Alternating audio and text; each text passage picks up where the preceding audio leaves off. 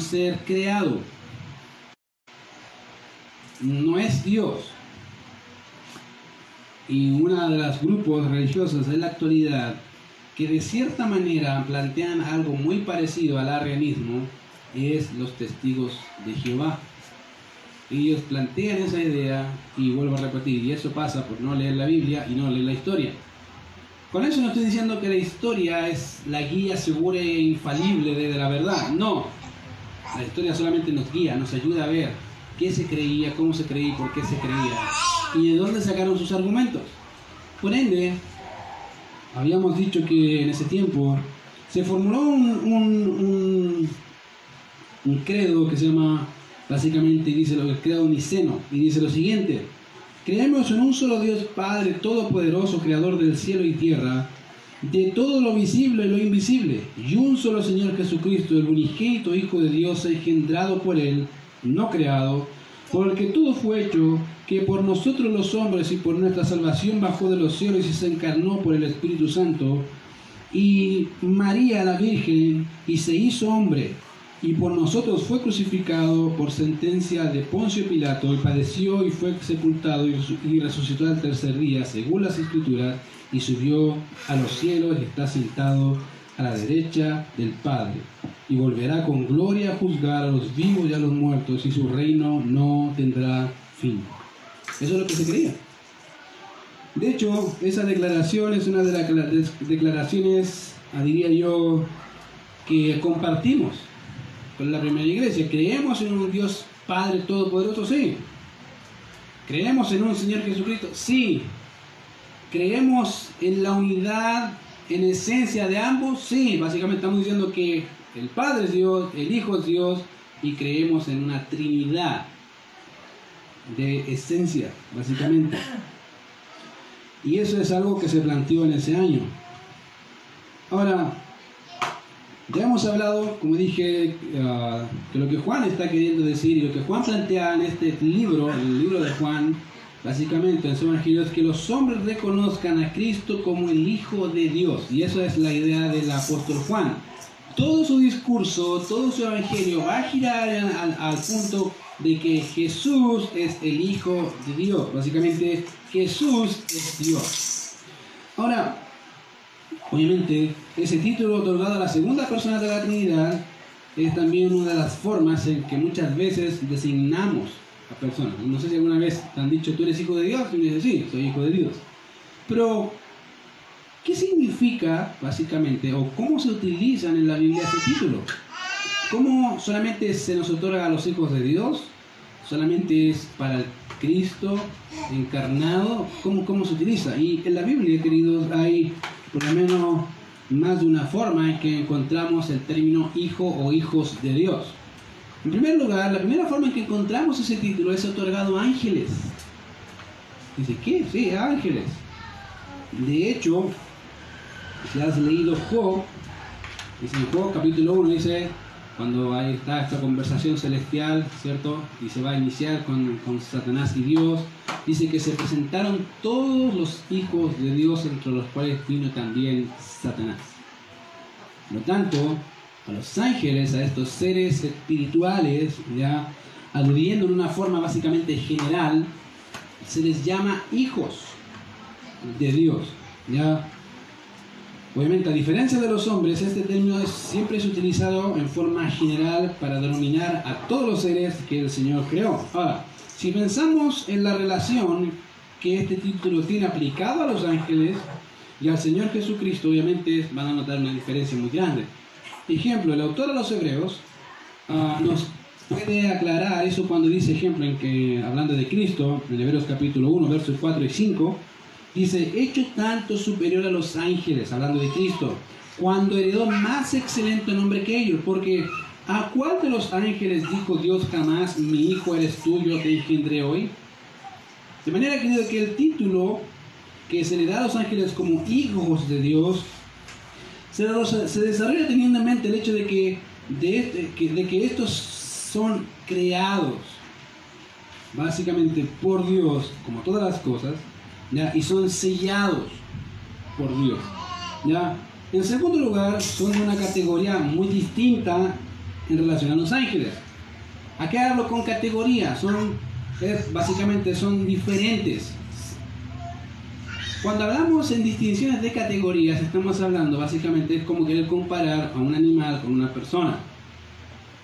La idea evolucionista plantea en la actualidad que el perro tiene el mismo derecho de vida que un ser humano. ¿Han escuchado eso, cierto? O el gato. Ay, la hermana, ¿cierto? Tiene el mismo derecho. Y eso parte por una visión, por una idea centrada en que somos descendientes de los animales.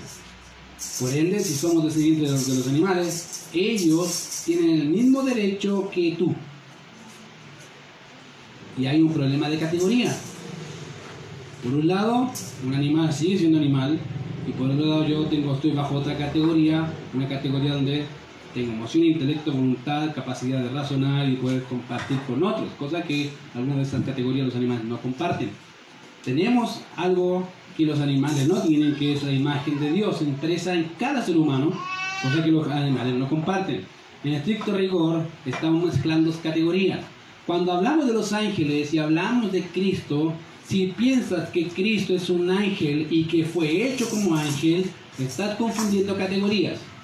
Y Juan lo que va a hacer ahí, o lo que hizo al principio de su evangelio, es decir, no, ese ser llamado Verbo, Cristo, es eterno. Por lo tanto, no fue creado, que es lo que dice la declaración nicena en el 325, dice que fue engendrado, no creado. ¿Ya? Otra manera que podemos encontrar este título asociado a otros seres es a la nación de Israel. Para muchos dirán, ¿qué? Sí. De hecho, se puede encontrar de una forma distinta al título Hijos de Dios, pero también se encuentra así en el texto. Ejemplo, en Éxodo capítulo 4, versos 22 y 23, cuando Dios manda a Moisés a hablar con Faraón para que deje ir a su pueblo, dice básicamente, deja ir a mi hijo, mi primogénito. De donde concluimos que son hijos de Dios.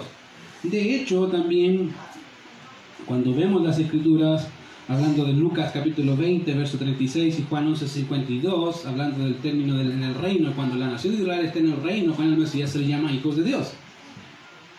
Son hijos de Dios. Bajo otra categoría, no en el sentido de categoría de seres humanos, sino bajo otra dispensación. Pero siguen siendo hijos. ¿Tienen distinciones particulares? Sí. ¿Tienen promesas particulares? Sí. ¿Pero son la iglesia? No. Pero sí son hijos. Entonces, ese término hijos de Dios también puede aludir a ellos, de manera que la relación que se establece como padre e hijo, en este caso, es más bien en primera instancia nacional, ¿verdad? Pero no necesariamente espiritual. Fíjense. No necesariamente espiritual, aunque a veces pasa y hay ese tipo de combinaciones que está la parte espiritual y nacional. En tercer lugar, otra forma que ocupamos el título Hijo de Dios es dado a todos aquellos que han creído y depositado fe en Cristo, y por medio del cual se nos da el derecho o potestad de ser llamados hijos de Dios. Por lo tanto, ese título es un título adoptivo. ¿Qué significa título adoptivo? Básicamente, la idea es, cuando tú adoptas a un hijo, él no es un hijo legítimo en el sentido de nacimiento, ¿cierto? No. Pero sí tiene todos los derechos legales, por el hecho de que, básicamente, lo que hiciste fue adoptarlo. Cuando Juan dice que nos ha dado potestad, la idea es que se nos concedió por Dios un derecho legal en que todo aquel hombre o mujer, o niño y anciano que ha depositado su fe en Cristo, tiene ese derecho de ser llamado por Dios como su hijo. Y la otra forma en que encontramos el término hijo de Dios es aludiendo al Señor Jesucristo, que es muy distinto también, porque Él es el hijo, diríamos derechamente. ¿En qué sentido? Es que no hay otro como Él, en términos de categorías y en términos de naturaleza. No hay otro Hijo de Dios como el Señor Jesucristo. Una cosa, querido, es ser hijo legítimo y una cosa muy distinta es ser adoptado como hijo, ¿cierto? ¿Qué pasa generalmente en las familias que tienen hijos legítimos y tienen hijos adoptados? ¿Cuál es la lucha constante que tienen? El que el adoptado no se sienta como adoptado, aunque lo es. Esa es la lucha constante, ¿cierto? Que no se sienta que es uno extraño en la familia. Y de alguna manera lo que Dios ha hecho con nosotros es lo mismo. Obviamente entendiendo de que Él va transformándonos a la imagen de ¿quién? De su Hijo.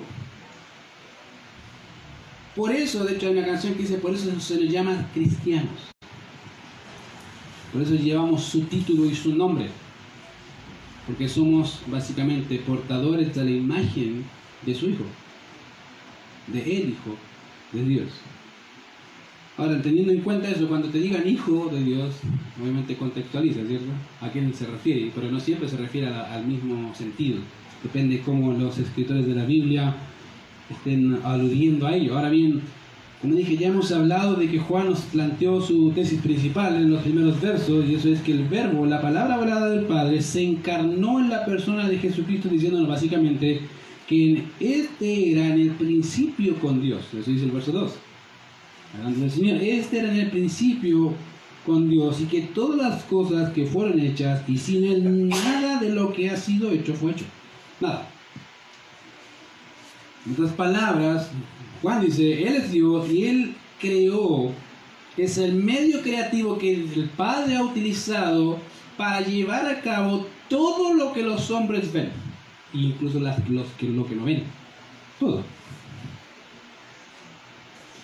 Fíjense que es interesante cuando leemos Colosenses, que es una de las citas que más se conoce, pero mira lo que dice Colosenses capítulo 2.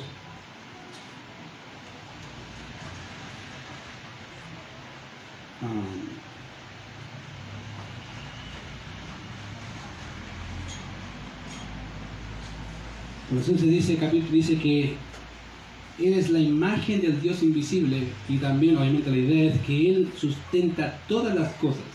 Él mantiene en pie todo lo que existe, todo lo que hay, ¿ya? Y que obviamente nada está en pie si Él no lo permite. Ahora, de eso obviamente hay que entender algo, que en un sentido, obviamente, en todo el sentido de la palabra, el Señor es luz. Mira, Juan nos plantea que Jesucristo fue el medio mismo por el cual el Padre llevó a cabo todo lo que vemos. Eso es básicamente que fue la palabra hablada, el poder y el medio por el cual todas las cosas fueron hechas. Y lo interesante de esa expresión tiene que ver básicamente con el propósito por el cual se creó todo. ¿Cuál fue el propósito por el cual Dios creó todo? Y acá lo interesante es que la idea del texto apunta a que todas las cosas fueron hechas por Él y para Él. Todo. Todas las cosas, querido, que vemos en realidad fueron hechas con un propósito principal y uno secundario. El propósito principal por el cual Dios creó el mundo fue para su propia gloria. Recién dijimos, ¿cierto? Los cielos cuentan la gloria de Dios. ¿Cuál es la idea? ¿Qué dice? ¿Cuál es la idea de la creación? ¿Reflejar qué? La gloria. ¿De quién? De Dios. Mostrarle al mundo que hay un ser, que hay un Dios creador de todas las cosas. Ese es el propósito principal. Es decir, hay un Dios. ¿Cuál es el propósito secundario? Que los hombres habiten la tierra. Que puedan disfrutar de las maravillas que Dios ha creado, pero siempre centrándose en ¿qué? En Dios. Que puedan, al ver el mundo, al ver la creación, el hombre puede decir, ¡wow! Tiene que haber un Dios. Y quiera conocerle, amarle y disfrutar de Él por la eternidad. Querido, si tú no aprendes a disfrutar de Dios en el presente, ¿tú crees que en la eternidad vas a gozar de Él? Porque eso vas a hacer. A veces decimos, Señor, quiero ir y quiero estar contigo, y cantamos alabanza, ¿cierto? Señor, quiero estar contigo, pero en la tierra ni siquiera estás con Él un día. Ni siquiera buscas su rostro, pero sí quieres estar con Él por la eternidad. Querido, en la eternidad lo único que vas a ver es a Él. Al único que vas a adorar por la eternidad, día tras día, es a Él. Pero hoy te cansa el hecho de adorarlo todos los días. Imagínate qué tan cansado vas a estar después. Pero mira, el texto apunta, querido, a que todo fue creado por Él y para Él. De eso se puede decir que el Señor, querido, no solo se preocupa por las almas de los hombres, sino que todas las cosas fueron hechas, y obviamente, para gloria de su nombre. Todas las cosas. Mirando Colosenses, como decían antes, Colosenses 16, 17, dice, porque en Él, hablando de Cristo, fueron creadas todas las cosas. Todas. ¿Cuáles? Las que hay en los cielos y las que hay en la tierra. Visibles e invisibles, sean tronos, sean dominios, sean principados, sean potestades, todo fue creado por medio de Él y para Él. Todo. Y lo interesante es que el verso 17 dice, y todas las cosas en Él subsisten. ¿Qué significa esa palabra subsistir? Significa que están en pie porque Dios permite que estén en pie. Todo. Hasta las cosas más detallistas, más pequeñas, están ahí porque Dios quiere que estén ahí. Si Dios no quiere que estén, listo, se acabó. Porque no cumplen su propósito.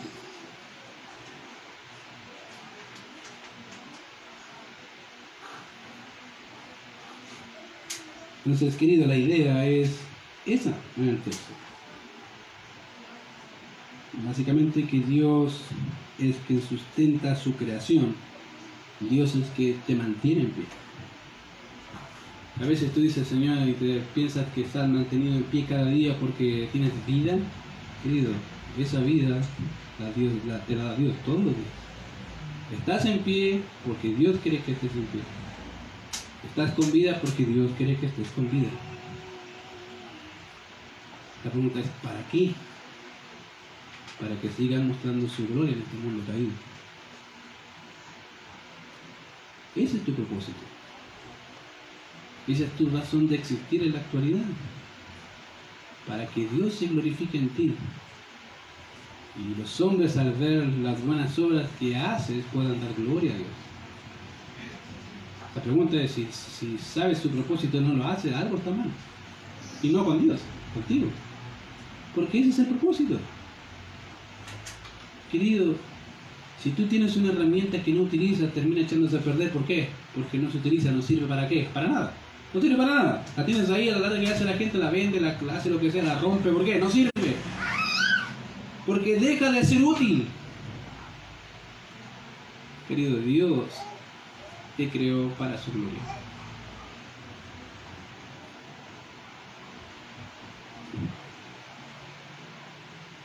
Una cosa que puede pasar al seguir leyendo, queridos, los textos o los versículos, por ejemplo en el verso 3 y 4, pareciera ser que cuando tú los lees no tiene como correlación, como que no tiene sentido el verso 3 y el 4. Mira lo que dice ahí, Juan capítulo 1, verso 3 y 4.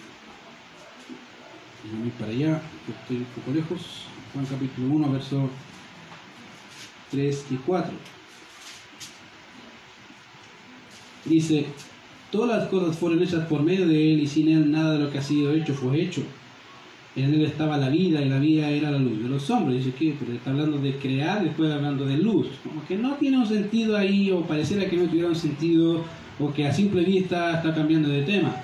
Ahora, cuando terminamos de leer el verso 3, fíjate que dice ahí, y sin Él nada, y enfatizo, nada de lo que ha sido hecho, o que fue formado, existe o fue hecho. Ahora, si unimos el final del verso 3 con el verso 4, mira cómo dice. Básicamente fue hecho, dice, básicamente ahí dice, y sin Él nada de lo que ha sido hecho fue hecho. En Él estaba la vida, y la vida era la luz de los hombres. Ahora, seguramente dice, no entiendo por qué sigue la misma idea. Ahora, si el verso 3 apunta a que nada de lo que existe por casualidad, o por simple hecho de que hubo un tipo de evolución sistemática, desarrollándose hasta que aparecimos nosotros, ¿ya? Es algo incorrecto, porque el texto lo que está diciendo es que todo lo que existe es producto creativo de un Dios todopoderoso que hace todas las cosas conforme a su voluntad.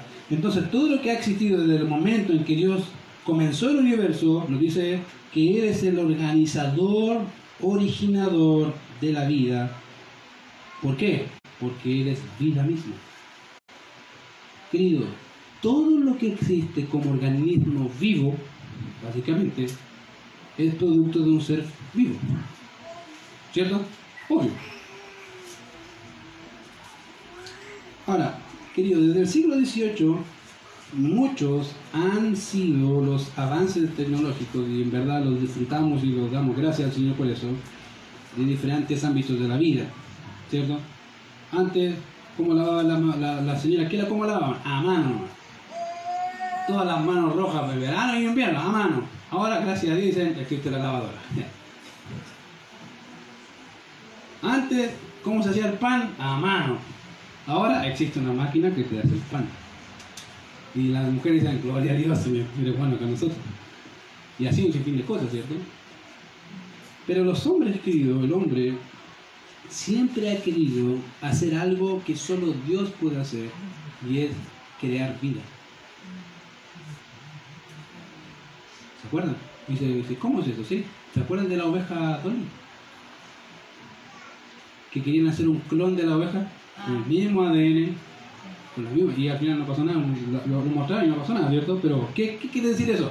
Los hombres, desde que pueden hacerlo, han querido generar y crear vida.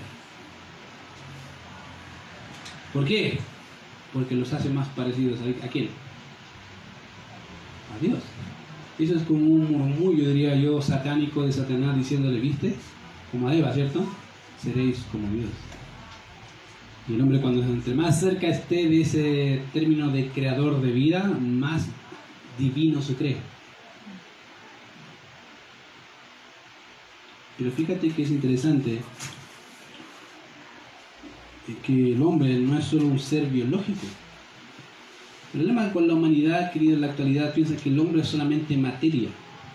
El problema con eso es que el hombre es más que materia. El hombre tiene propósitos. La silla no puede pensar en propósito. ¿Por qué? Porque es generada por un ser que tiene inteligencia, moralidad y que al ver su necesidad creó una silla. Pero la silla en sí misma no tiene ese sentir de propósito que el hombre posee. Básicamente el hombre no solamente biológico, sino también metafísico. Básicamente va al punto de ¿para qué vivo? ¿Qué hago? ¿Para qué quiero lograr? Me planteo metas, propósitos. Necesito satisfacer algo de mi ser que las cosas, querido, inanimadas no pueden tener. Y tampoco, fíjate, los animales. Solo el ser humano tiene ese sentir. Y el problema es que la gente, y muchas veces los científicos, creen que el hombre es solamente materia. Los evolucionistas lamentablemente tienen una perspectiva, diría yo, pésima o negativa en relación a este tema.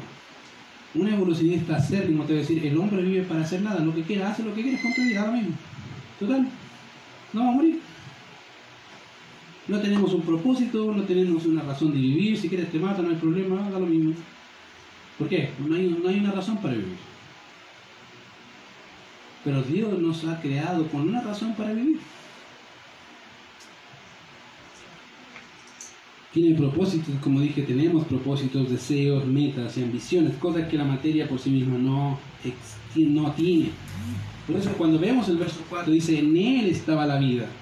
Y la construcción de esta expresión es muy similar al verso 2. Mira que dice ahí, este era en el principio con Dios, o básicamente la idea es que estaba la vida. La similitud está en el verbo. Ahora, lo que dice, ¿cuál es el verbo?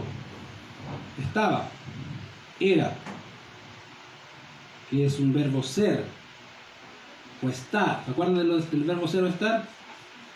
Yo estoy, tú estás, él estaba, es lo mismo. Se puede traducir como ser o estar, es la misma palabra. Ya.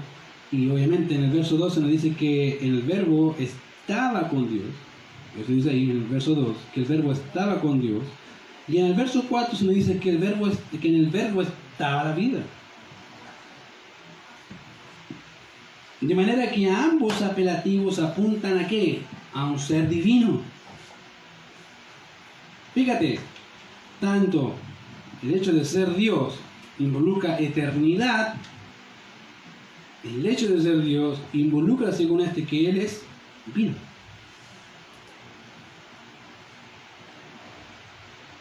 Yo soy el camino, la verdad, ¿y qué más?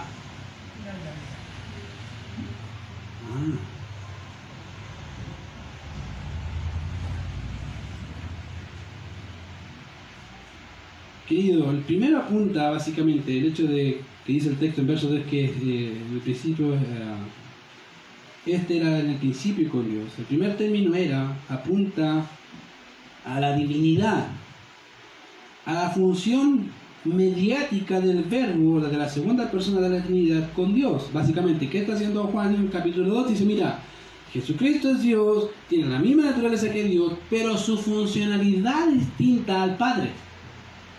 El Padre es el originador y el verbo es el medio mediático por el cual el Padre desarrolla su obra. Básicamente, ambos crean. ¿Por qué? Porque básicamente es como decirle a la mente que no hable. ¿Cierto? Funcionan casi al instante.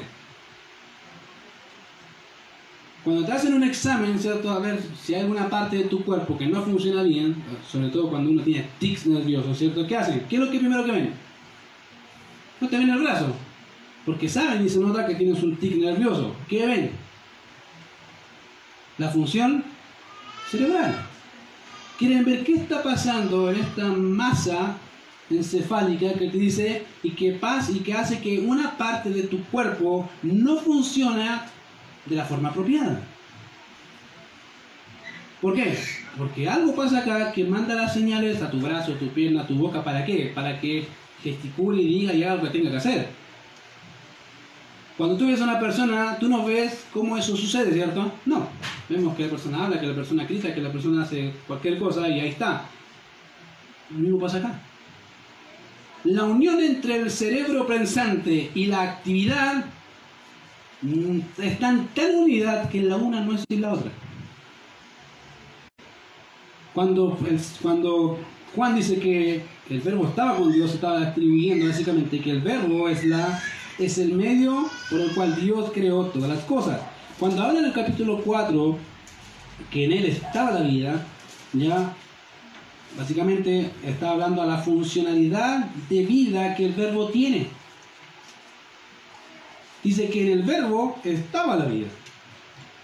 De manera que se nos presentan tres aptitudes propias de la divinidad. Una, o tres características, o tres atributos.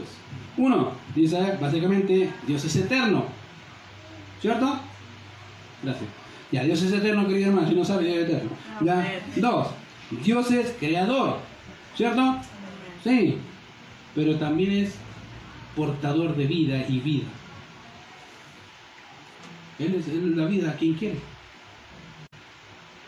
¿A quién quiere? Por eso él dice, yo creo al enfermo, yo creo esto, yo quito. ¿Por qué? Porque está en mí hacerlo. Yo puedo hacerlo. Esa autoridad solo es de Dios. Porque Él es vida y portador de vida en sí mismo. Ahora, entendiendo eso, básicamente resulta una pregunta. ¿A qué se refiere el texto cuando dice que en el verbo residía la vida? ¿O a qué se refiere con el término vida? ¿Qué es vida? Ahora, aquí puede haber dos perspectivas y pueden estar ambas conjuntas acá. En primer lugar, la palabra vida puede usarse en un sentido general, cualquier tipo de vida física, cualquier. ¿Ya? Puede usarse en ese sentido general, cualquier clase de vida. Y en segundo lugar, puede hacer referencia a la vida espiritual, propiamente tal, siendo más puntual en esa segunda opción. Ahora, cuando ponemos estas ideas en contexto, fácilmente podríamos pensar que aquí hace alusión a la vida en términos generales. Y no. Está hablando de la vida en términos espirituales. Todo lo todo hombre que es creado con espíritu de vida, ¿quién se lo da? Dios. Todo. Por lo tanto, todo lo que tiene vida espiritual, propiamente tal, es generado por Dios.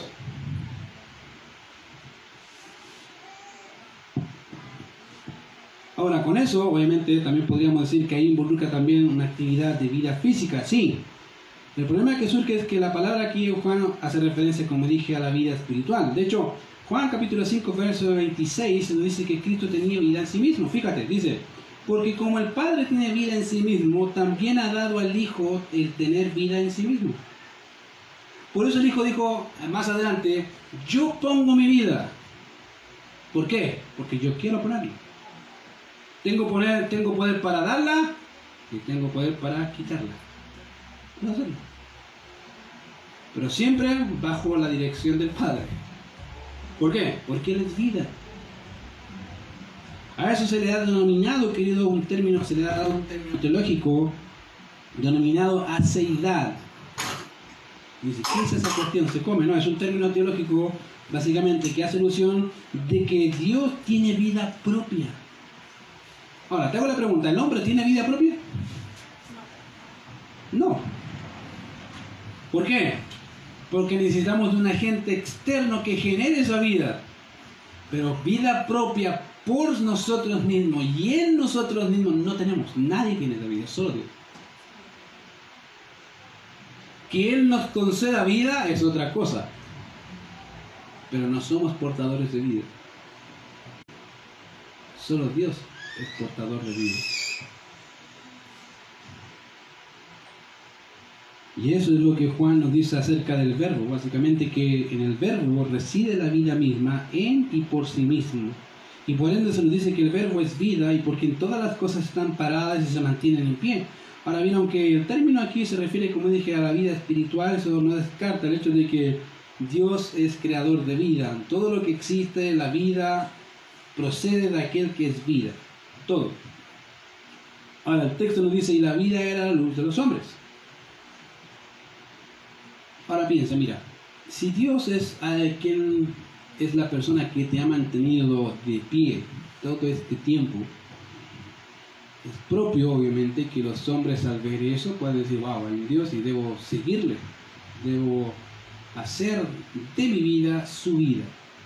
En otras palabras, debo cumplir el propósito por el cual Dios me ha creado. Querido, fíjate que todas las cosas en el mundo existen y cumplen su propósito. Salmo dice, los cielos ¿qué hacen? Cuentan la gloria de Dios y el firmamento anuncia la obra de sus manos. Un día emite palabra otro día y otra una noche tras noche. ¿Qué hace? Declara sabiduría. No hay mensaje ni palabra ni ha salido su voz. Por todo el mundo salió su voz y hasta el extremo del mundo sus palabras. Querido, el mundo, todas las cosas que existen fuera del hombre, lo que hacen es decir, Dios es real. La pregunta, ¿y el hombre qué hace? Dios no es real. El único ser en el mundo que no cumple su propósito es el hombre. Desde que el hombre nace en rebeldía, nace en pecado, nace en maldad, nace en egoísmo, nace así. Tenemos esa tendencia pecaminosa, tenemos esa raíz pecaminosa que no nos deja cumplir nuestro propósito para el cual fuimos creados. Y Satanás hace lo suyo también.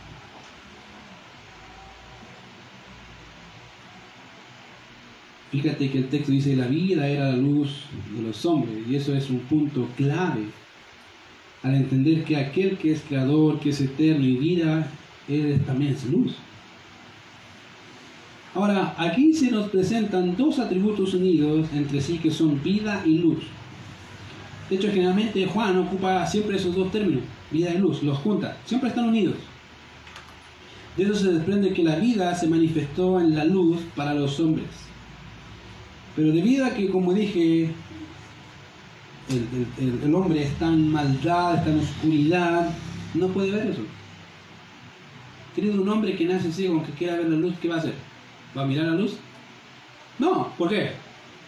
Porque nace ciego, aunque quiera, aunque anhele ver el sol un día, no va a poder. ¿Por qué?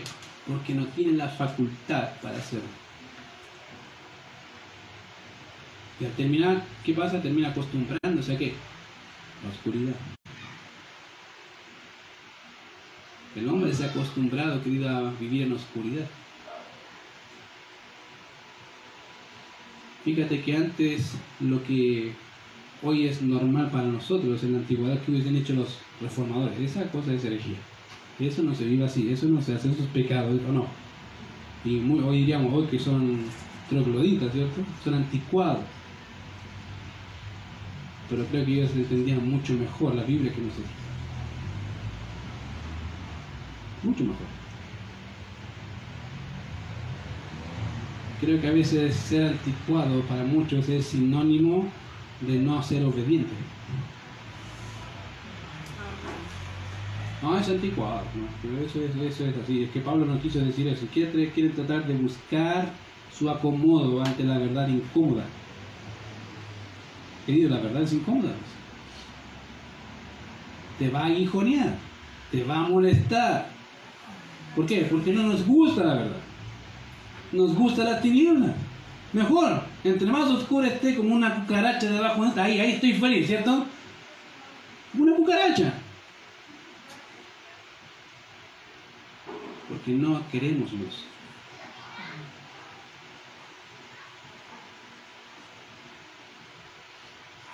Debido a que ya hablamos del término vida, voy a centrarme un poco en el término luz que aparece acá.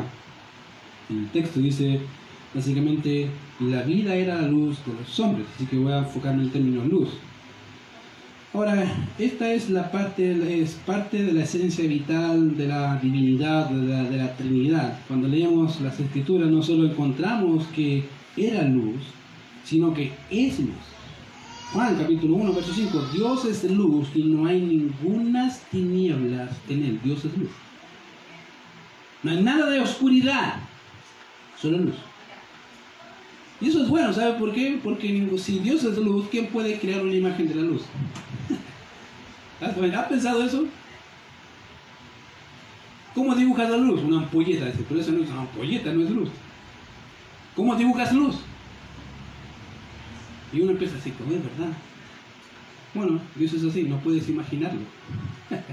No puedes crear una divinidad de algo que es luz. ¿Eso te preserva de qué? De idolatría. ¿Te das cuenta?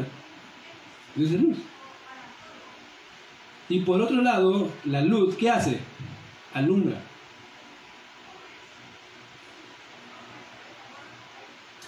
La luz alumbra, ¿ya? Nos permite ver lo que nadie más ve y percibir lo que nadie más percibe cuando hay luz. Fíjate que Juan dice que la vida era la luz de los hombres. Juan nos dice, en ejemplo, en el capítulo 8, verso 12, en su evangelio, dice, yo soy la luz del mundo. No dice, yo soy una de las otras luces del mundo. No. Yo soy la única luz del mundo. El que me sigue no andará en tinieblas, sino que tendrá la luz de la vida. ¿Pero qué hay que hacer para tener la luz? Seguirla.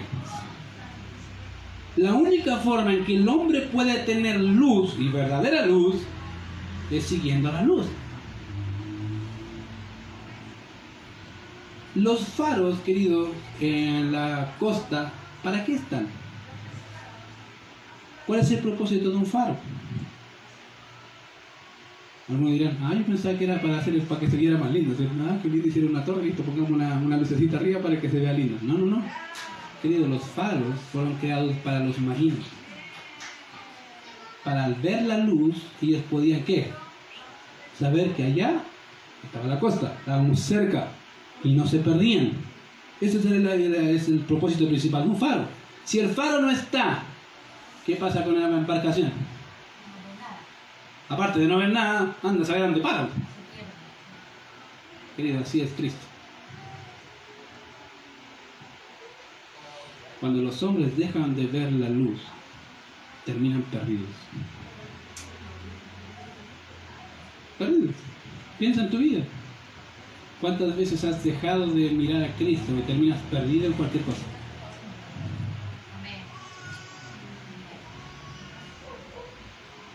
Y dejamos con mucha facilidad de ver la luz. Y el texto dice acá que la luz vino al mundo, vino a los hombres.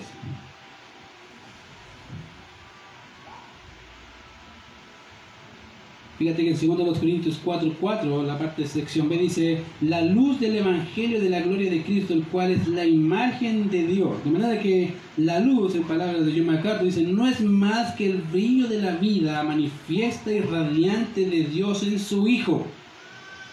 Cuando vemos al Hijo, ¿qué dijo el Padre? El que me ve a mí, ve a quién? Al Padre. Por lo tanto, Cristo es la luz que refleja y nos lleva a quién? Al Padre. Cuando dejamos de mirar lo que nos vamos a perder. Vamos a ir por cualquier otro lado pensando que esa lucecita, comillas, no es que en realidad no es luz, es verdad y te vas a terminar perdiendo en la oscuridad. Esa luz vino al mundo y era la luz de los hombres. Ahora, una característica que todos conocemos de la luz es que ella resplandece, ilumina en el lugar oscuro y nos permite ver con más y más claridad. Y eso es lo que Juan quiere comunicar acá. Y quiere contrastarlo con el verso 5. Mira lo que dice. La luz en las tinieblas, ¿qué hace? Resplandece. Y las tinieblas no prevalecieron contra ella. Lo que hace Juan es contrastar a Cristo con el hombre, con la humanidad. Fíjate que si lees el verso 9 del mismo capítulo, dice, aquella luz verdadera que alumbra a todo hombre venía a este mundo. Y esa es la idea. Podemos deducir básicamente dos cosas. En primer lugar, cuando Juan habla de las tinieblas, se refiere a la expresión que ocupa al decirnos que alumbra a todo hombre. Las tinieblas son todos los hombres que andan en la oscuridad. O sea, todos. Querido, todos los hombres en el mundo andan en la oscuridad. El problema no es que anden en la oscuridad, el problema es que creen que ven. No hay peor ciego, como dice el dicho, que el que ¿qué? El que no quiere ver. ¿Por qué? Porque cree que ve. Y todos dicen, estás ciego, no estás mirando. Pero el único que cree eso es él. No, si yo veo. Sí. Con los ojos cerrados, digamos.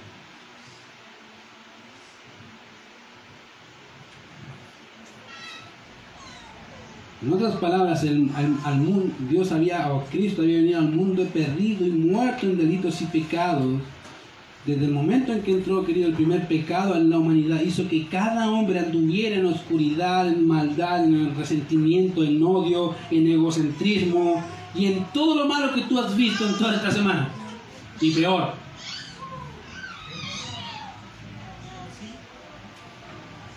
Satanás, como príncipe de la potestad de las tinieblas, no permite que a los hombres resplandezca la luz del Evangelio. No quiere que los hombres se conviertan. Y por ende, todo hombre permanece en la oscuridad y tinieblas. Al entender, querido, el problema real de la humanidad concerniente al pecado, podemos notar la triste respuesta del pasaje que estamos leyendo. Fíjate que el texto dice, y las tinieblas no prevalecieron contra ella. Otra versión dice, y las tinieblas no la comprendieron. La palabra que Juan ocupa acá se traduce básicamente como prevalecer. En nuestra Biblia significa asirse, y de ahí la idea de aprender mentalmente o comprender y por ende vencer. El convencimiento. El punto de Juan es mostrarnos que a pesar de que la vida y la luz estuvo entre los hombres, estos, estando habituados a la oscuridad, a la maldad, a la dureza de su corazón, no comprendieron, no entendieron que la luz vino al mundo. Y por otro lado, en el momento en que no hay luz, solo hay tinieblas y oscuridad. Ahora, bien sabemos, querido, que una pequeña vela puede alumbrar un lugar más oscuro que haya. Aquí en Querubela de vez en cuando se apaga la luz, ¿cierto? Sabemos, luz. ¿Y qué hacemos muchos de nosotros? Vela. Y más encima, justo se te pierde algo. Oh, dice, ay, ya, ¿dónde está la vela? ¿Por qué? Porque no importa la oscuridad que haya, la vela lo que hace, permite y te ayuda a ¿qué? A ver lo que nadie más ve. Te alumbra los ojos. De igual modo, aquella luz que vino al mundo ilumina a todo hombre, a pesar de las tinieblas que había, estas no vencieron a la luz. No prevalecieron sobre la luz ni en contra de la luz. ¿Por qué? Porque alumbra a todo hombre y es Dios. Pero fíjate que es interesante que no solamente se nos plantea que Cristo es portador de luz, sino que se nos dice que hay un testigo de esa luz. Mira lo que dice el verso 6. Hubo un hombre enviado de Dios, el cual se llamaba Juan. Este vino por testimonio para que diese testimonio de la luz, a fin de que todos creyesen por él. No era él la luz, sino que para que diese testimonio de la luz. Y aquí tenemos al heraldo del rey, y aquel hombre que destinado por Dios para esa obra se nos presenta como aquel que es nacido de una mujer por voluntad divina y al mismo tiempo enviado por Dios, el cual se llama Juan. Ahora, ¿qué significa Juan? Juan significa Jehová ha sido misericordioso. Mira. Y ciertamente lo fue. Y es misericordioso. Fíjate, envió a un hombre misericordioso. ¿Qué predicaba ese hombre? Arrepentíos, porque el reino de los cielos se ha acercado. Y dice, ¿y dónde está la misericordia? En eso. Cambien, porque el rey está presente. Va a llegar. Cambien su forma de vida, cambien su mentalidad, cambien. Porque el rey está. Es como el hombre que te dice, ¿sabes qué? Te quedan 5 días de vida. Tú puedes decir, qué fuerte, qué frío, pero es misericordioso. Porque podía quedarse en silencio y morirte tranquilamente, yo que morirte de nadie. Y nadie me dijo que tenía cáncer. Y después hay una demanda, ¿cierto? No, nadie me dijo que tenía. Pero el hombre está mostrando misericordia y humanidad al decirte de alguna manera, vas a morir, prepárate. De una forma parecida al hombre acá enviado por Dios, cuyo nombre significa Dios es misericordioso, estaba mostrando misericordia ante una nación incrédula. Querido, literalmente incrédula. Dios el cual se llamó a Juan, es quien inicia este ministerio. Y Juan comienza llamándole la atención de la siguiente manera. Por un lado, el nacimiento. Juan es muy parecido al Señor. Fíjate que hay cosas parecidas y diferentes. Primero, tanto el nacimiento del Señor como el nacimiento de Juan son obras milagrosas. ¿Se acuerdan? La madre de Juan, ¿qué es lo que era? Estéril.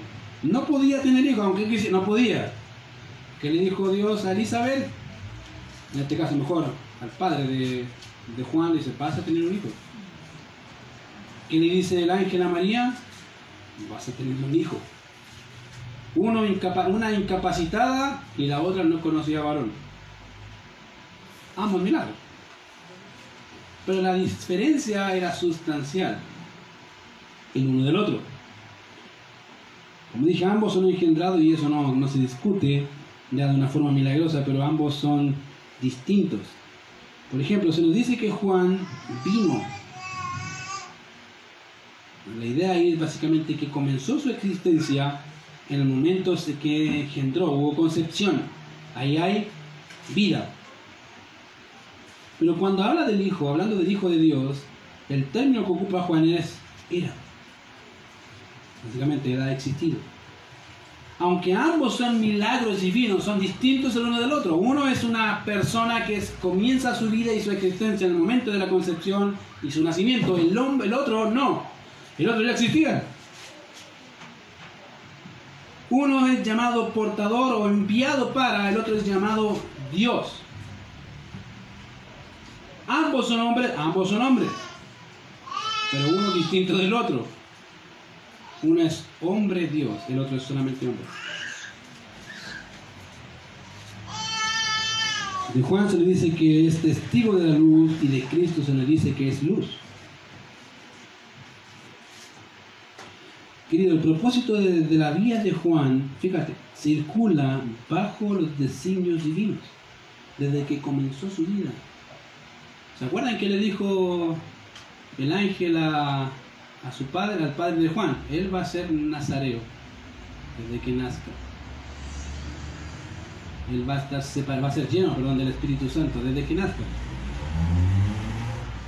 sea, toda su vida, toda la vida de Juan parecía ser que fue lleno del Espíritu. Siguió los designios divinos y sabía lo que tenía que hacer. Dios lo iba guiando a saber, básicamente con el propósito de dar testimonio. La idea de la palabra testimonio significa dar testimonio competente sobre algo que uno mismo ha visto, oído o experimentado. Ahora uno dice, pero Juan no experimentó eso. No, pero lo oyó. ¿De quién? Del Padre. El Padre le dijo, aquel a quien veas que el Espíritu desciende sobre él, ese es. Y él dice, y el testimonio es verdadero. Yo lo vi. Las palabras, Juan era el testimonio vivo de la vida. Juan estaba ahí para cumplir un solo propósito, querido, y era dar a conocer a aquel que tenía vida en sí mismo, que podía dar vida a los hombres. Él dijo, yo no soy la luz, yo no soy la vida, yo no soy nada de eso. Yo soy uno que dice, que clama en el desierto, enderezar el camino del Señor. ¿Cuál es mi trabajo? Enderezar los caminos, ¿para qué? Para que el pueblo reciba, para que Dios reciba un pueblo bien dispuesto, para que puedan, que haya corazones arrepentidos.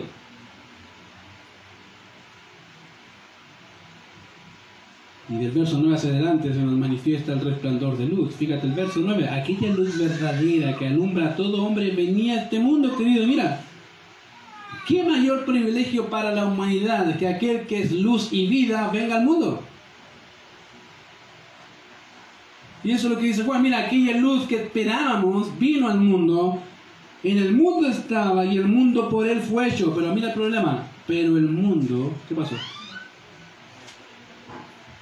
No le conoció. Las tinieblas, obviamente, fíjate, las tinieblas no prevalecieron. El mundo no conoció al Mesías. Ahora, fíjate que hay que entender esto de forma bien contextual.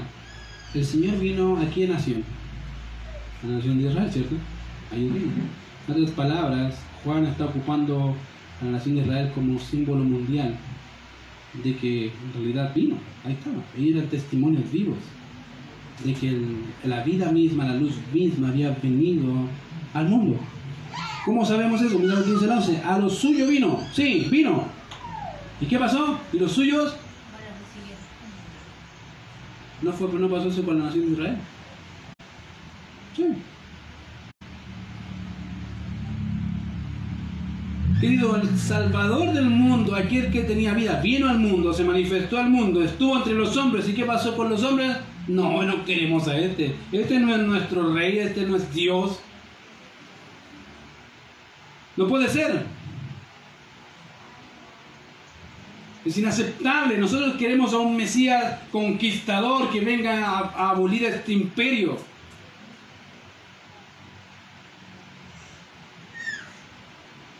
Y a veces pensamos lo mismo cuando decimos, no creo que el Señor pueda vencer este pecado. No, ¿cómo va a ser? Pero dice, el mundo no le conoció. A los suyos vino y los suyos no le recibieron. Fíjate que Isaías 1, 1 y 2, mira a la nación de Israel cómo era, cómo el Señor la admiraba. No necesitaba animar, pero mira lo que dice Isaías 1, 1 y 2. Bueno, tengo otra versión, así que voy a buscar la versión 60. Isaías 1, 1 y 2, mira.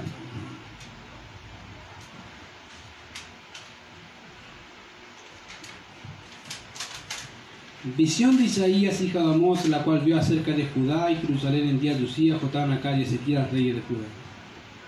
Oíd cielos y escucha tu tierra, porque habla Jehová: crié hijos y los engrandecí, y ellos se rebelaron contra mí. El buey conoce a su dueño, y el asno el pesebre de su señor.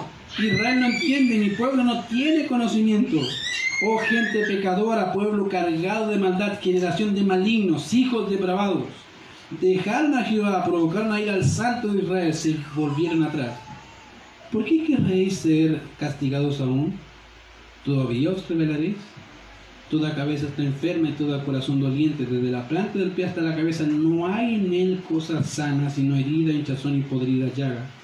No están curadas, ni vendadas, ni suavizadas con aceite. Vuestra tierra está destruida, vuestras ciudades puestas a fuego, vuestra tierra delante de vosotros comida por extranjeros y asolada como asolamiento de extraños. Y queda la hija de Sión como enramada en viña y como cabaña en melonar, como ciudad asolada. Si Jehová de los ejércitos no nos hubiese dejado un resto pequeño, como Sodoma fuéramos semejantes a Gomorra. En otras palabras, ustedes son más tercos que un animal. El animal sabe quién es su dueño, ustedes no tienen idea quién los creó, quién los mantiene. Son duros. A los suyos vino y los suyos no les recibieron que vino.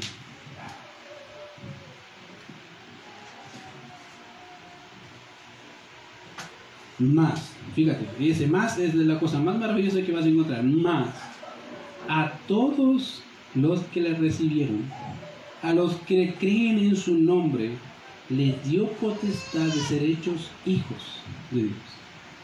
En medio de esta hambruna, querido, en medio de este desierto espiritual, el Señor dice más, cambio, a todos, no solamente judíos, sino a todos los que le recibieron, a los que creen.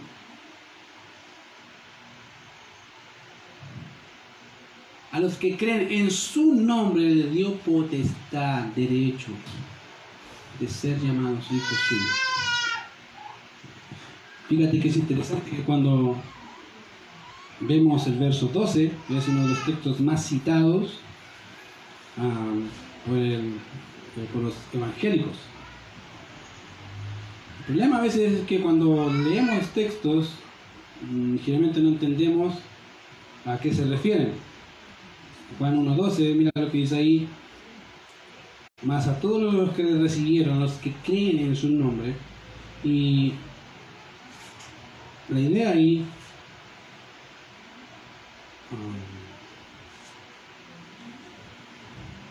déjenme buscar acá.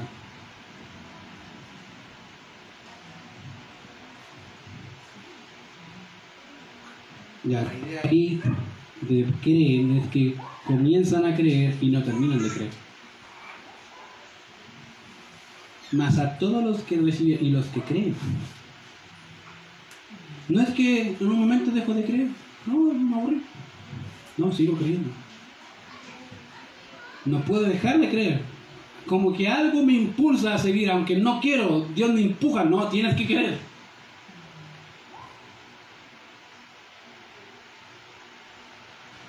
Bueno, a ellos les dio la potestad, como decía delante, el derecho legal de ser llamados hijos de Dios. Mira, lo impresionante es el texto siguiente, dice, los cuales no son engendrados.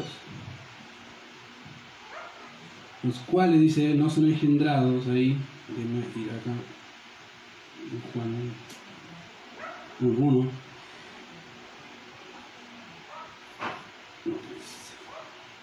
Ahí. Los cuales no son engendrados, no nacen de sangre. Por lo tanto, querido, la salvación no es si tu hijo viene a la iglesia es salvo. De hecho, te digo que no es salvo. No porque tú vienes acá significa que tu hijo está más seguro que el de afuera. Está igualmente perdido que el de afuera. El problema es que es más religioso que el de afuera, eso sí. Pero igualmente perdido.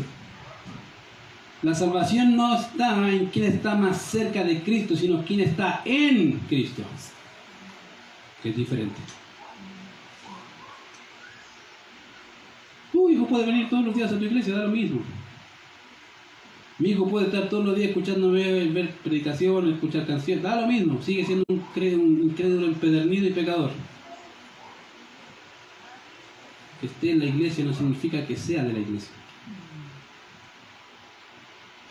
¿Por qué? Porque Juan dice ahí, los cuales no son engendrados ¿de qué? De sangre, o por sangre. No es que nacen porque soy evangélico, mi hijo también nace evangélico. No. Dice, ni de voluntad de carne. En otras palabras, no es porque a ti se te ocurrió. No es que yo decidí un día seguir a Cristo. Sí, eso lo da afuera, pero en realidad no es tan así. Eso fue porque Dios generó vida en ti. En un momento estaba ciego, sordo y desnudo y dijo, sea la luz. Y ahí pudiste ver tu miseria. Y Él te vistió, te puso una anillo en tu dedo y te dijo, hijo. Amén. No fue porque tú querías. Por eso dice, ni por voluntad de varón, ni de voluntad de varón, no, sino de quién, de Dios. Hoy, querido, estamos acá porque Dios quiere que estemos acá. Si hoy estás parado, o de rodillas, o de boca, líder espiritual, diciendo, Señor, auxilio, Dios está ahí, querido, y Dios nos mantiene. Y nos va a mantener hasta el día de nuestra redención. Hasta que el cuerpo del pecado sea muerto y la vida misma se nos manifieste. Hasta que un día podamos verlo cara a cara. Querido, no hay mayor seguridad para un hijo de Dios saber que es hijo de Dios. Y que ya no anda en tinieblas. Porque la luz ha llegado a sus ojos. La pregunta es si la luz está en tus ojos y en tu corazón. Cada persona debe hacer su propia mea culpa de decir, ¿seré o no seré? ¿Soy o no soy? ¿Estoy o no estoy? Querido, a veces podemos engañarnos incluso a nosotros mismos, pero a Dios nadie lo engaña. Puedes decir lo que quieres. Pero solamente recuerda que el Señor dijo, muchos me dirán en aquel día, Señor, Señor. ¿Qué le respondió la divina respuesta?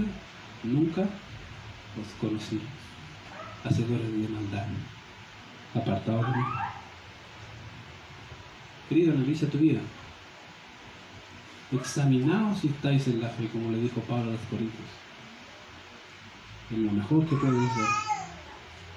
Con un corazón honesto, con un corazón sencillo del Señor, aquí estoy. Aquí estoy. Vamos a orar. Padre, te damos gracias por este tiempo. Gracias, Señor, porque tú eres luz, tú eres vida, tú eres eterno. Y, Señor, aunque sabemos muchas de estas cosas, Señor, se nos olvida que la luz alumbra el lugar oscuro. Aún en lo más profundo de nuestros corazones, Señor, donde las intenciones de nuestros corazones, Señor, muchas veces nos engañan. Ahí ven tus santos ojos.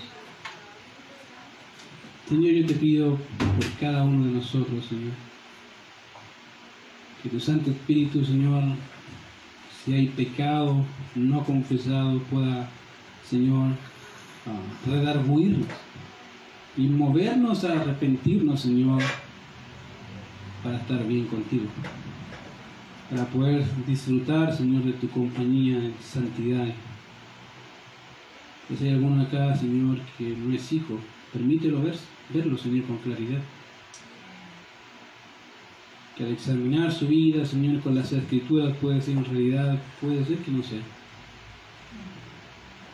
Puede ser que en realidad soy un religioso o una religiosa que viene a los cultos no por ti, sino para recibir algo de ti. Algún favor, algún milagro, pero no al dador de la vida. Señor, gracias porque cuando vemos las Escrituras, Señor, hay mucha gente que te siguió por motivos incorrectos, por razones incorrectas, pero te dejaron. Señor, yo te ruego por aquellos, Señor, que viven así, engañados, Señor, queriendo un favor tuyo y no queriéndote a ti. Ayúdanos a amarte más a ti, a desearte más a ti, a anhelarte más a ti. Y así poder dar gloria a tu nombre con nuestra vida, Señor. Transfórmanos cada día más a la imagen de tu Hijo.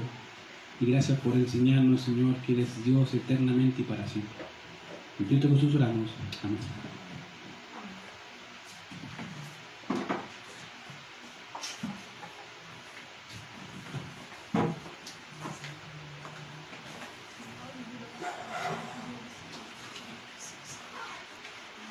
Amén. Amén. Bien. Quiero leerles un